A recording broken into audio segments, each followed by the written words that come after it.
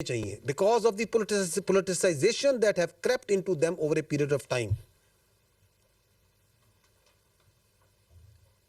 क्या आपकी इदारों में सियासत आ चुकी है या नहीं आ चुकी, उसमें सियासी अमलदारी है या नहीं है? दिल पे हाथ रख के बताएं कि उनके अंदर क्या वो ऑटोनॉमी, क्या वो इंडिपेंडेंस, क्या वो स्ट्रेंथ है जो होनी चाहिए?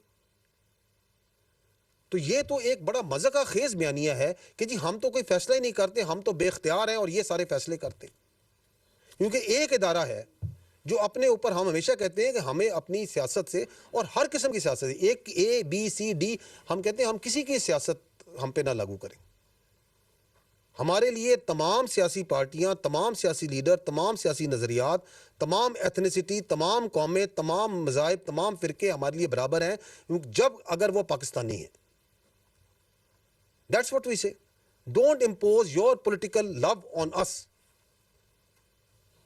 But that doesn't mean कि वो सियासत बाख्तियार नहीं होती।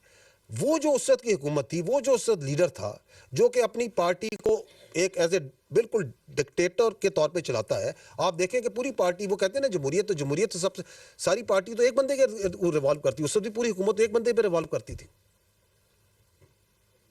उस वक्त भी उनको था बातचीत करो, बातचीत करो, बातचीत करो, और वो जिस चीज के पीछे पड़ जाता है कि बातचीत करो, बातचीत करो। और जो उस वक्त डीजीआई थे वो किधर है इस वक्त, जिनको उन्होंने अपनी सियासत के लिए इस्तेमाल किया? आप ये इदारे पे नहीं लगा सकते, ये शख्सियात का खेल था। और भाई वो वजीर आजम था, वो बाख्तियार वजीर आजम था, जो बाद में कहता है मेरे पास तो इख्तियार ही कोई नहीं था, फैसला नहीं करता हूं। वो इतना बाख्तियार वजीर आजम था कि उस वक्त तो वो कौम के जो आपका आर्मी चीफ है, उसको कौम का बाप भी डिक्लेयर कर दिया था उन्होंने। ये काम तो किसी, इतना इख्तियार तो किसी वजीर आजम के पास नहीं था आज तक 1947 से कि वो किसी आर्मी चीफ को कौम का बाप डिक्लेयर कर दे। हमें तो ये पता है कि कौम का एक ही बाप है, कायद-ए-आज़म मोहम्मद अली जिन्ना। वो अजीम शख्सियत जिसने ये मुल्क बनाया, और कौम का एक ही शायर है हकीमुल उम्मत अल्लामा इकबाल। हम तो उसको पढ़ के से आए थे, ये एक नया कौम का बाप लेके आगे थे, क्योंकि उनकी सियासत जो सी उसे ये डिमांड करती थी। तो आप जो से ना उनको अंडर प्ले ना करें। वो जो अभी भी बैठ के कहते हैं कि ऑपरेशन नहीं होने देंगे, अभी भी कहते हैं कि बातचीत से मसला हल करो, वो जो खप्त उधर था वो खप्त अभी भी है।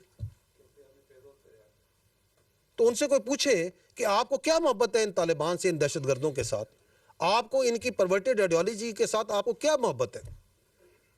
किसके कहने पे आप ये पूरा का पूरा पाकिस्तान को और अपने सूबे को तो झोंक रहे हैं इस आग में, जिसका ईंधन बन रहे हैं आपके बच्चे, जिसकी वजह से वहाँ पे तरक्की नहीं हो रही, वहाँ पे कारोबार नहीं आ रहा, वहाँ पे सिक्योरिटी नहीं फील हो रही लोगों को, और उसके कितने इल्ज़ हैं जो आगे जा रहे हैं। जी।